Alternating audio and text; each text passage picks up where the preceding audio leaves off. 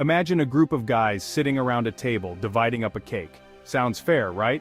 Everyone gets a piece and everyone's happy. But here's the catch, they didn't bake the cake.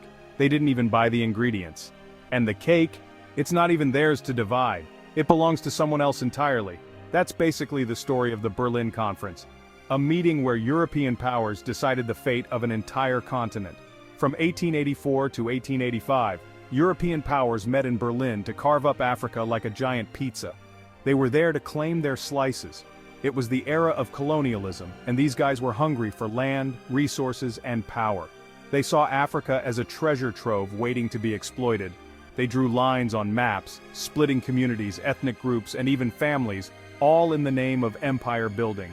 These lines were arbitrary, with no regard for the people living there. They didn't consult the people who actually lived there, the Africans who called this continent home for centuries. The voices of millions were ignored. This wasn't about fair trade or spreading democracy, it was about control and domination. It was a blatant land grab, a smash and grab of epic proportions. They wanted Africa's wealth, its gold, diamonds, and other resources. The impact, it's still felt today. The decisions made in those rooms have had lasting consequences. This arbitrary division of Africa sowed the seeds of conflict and instability that continue to plague the continent. Wars, disputes, and tensions can often be traced back to these colonial borders. They drew borders that made no sense, lumping together people with different languages, cultures, and traditions. It was a recipe for disaster. It's like trying to fit square pegs into round holes. It just doesn't work. The mismatched borders created friction and division, and when things don't fit, they tend to break. The social fabric of many African societies was torn apart. The Berlin Conference was a defining moment in African history, but not in a good way. It marked the beginning of a dark chapter. It was the starting point of a long and painful chapter, one that continues to shape the continent's destiny. The legacy of the Berlin Conference is a testament to the enduring impact of colonialism. Today, Africa is still grappling with the consequences of those decisions. The continent is working to overcome the divisions and build a future that respects its diverse cultures and peoples. The story of the Berlin Conference is a reminder of the importance of self-determination and the right of people to shape their own destinies. It's a lesson that resonates beyond Africa, echoing in the struggles for justice and equality worldwide. Imagine you're trying to build a house. You wouldn't just start laying bricks without a plan, right? You'd need to know where each room goes, where the doors and windows will be, and how everything fits together. You need a blueprint, a foundation, something to guide the construction. Without it, the house would be a chaotic mess, unstable and unsafe. But that's basically what happened in Africa after the Berlin Conference. European powers gathered in 1884 to 1885 to divide the continent among themselves, with little understanding or respect for the existing cultural and political landscapes.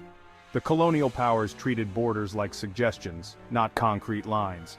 They drew arbitrary lines on maps, often splitting ethnic groups and merging rival communities without a second thought.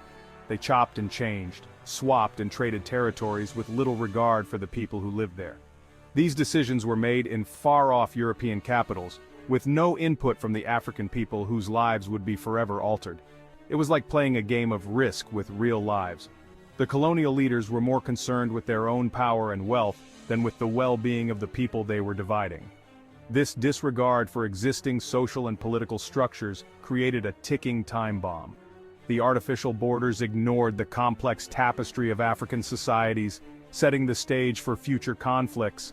Ethnic groups with long-standing rivalries were forced together, while others were split apart, creating tensions that simmered for decades.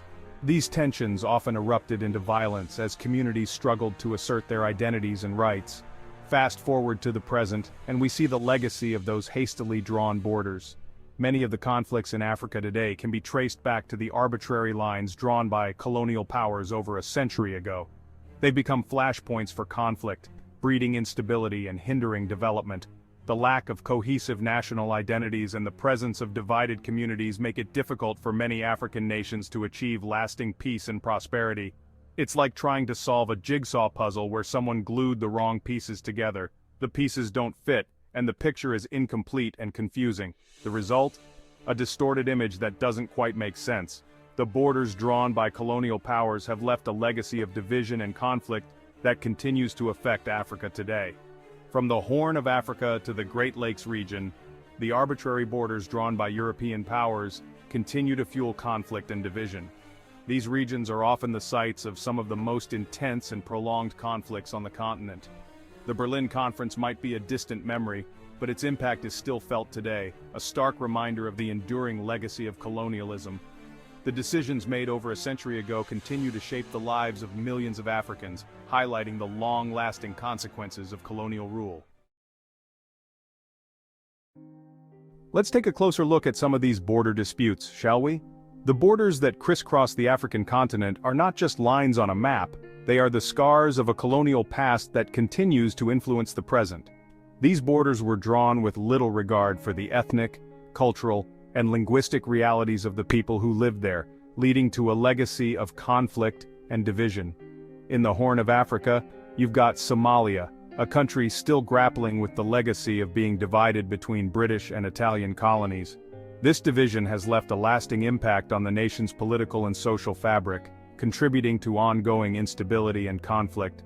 The arbitrary borders drawn by colonial powers have made it difficult for Somalia to establish a cohesive national identity, leading to internal strife and external disputes.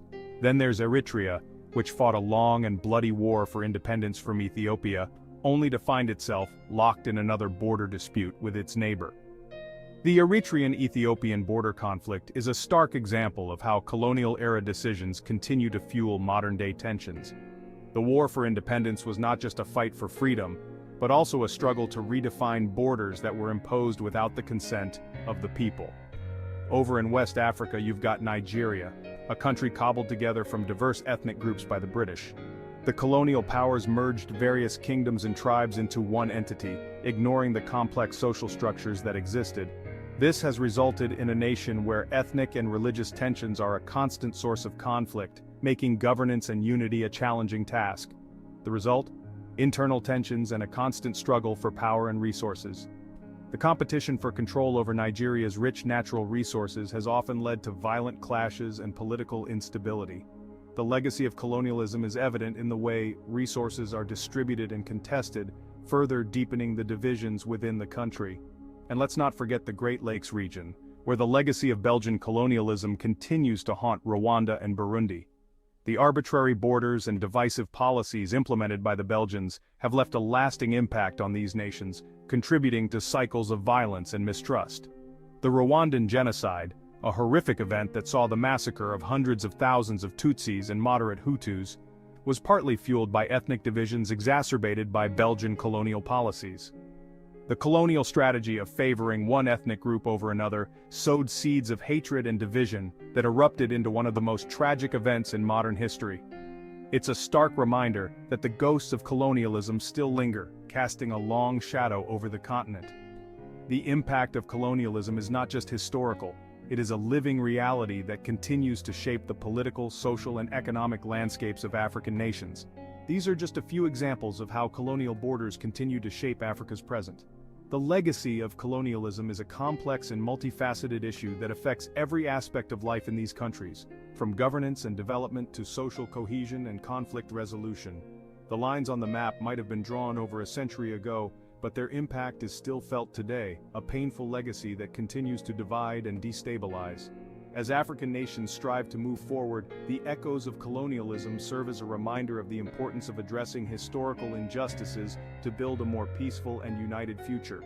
If you found this video insightful, don't forget to like, share, comment, subscribe, and turn on notifications.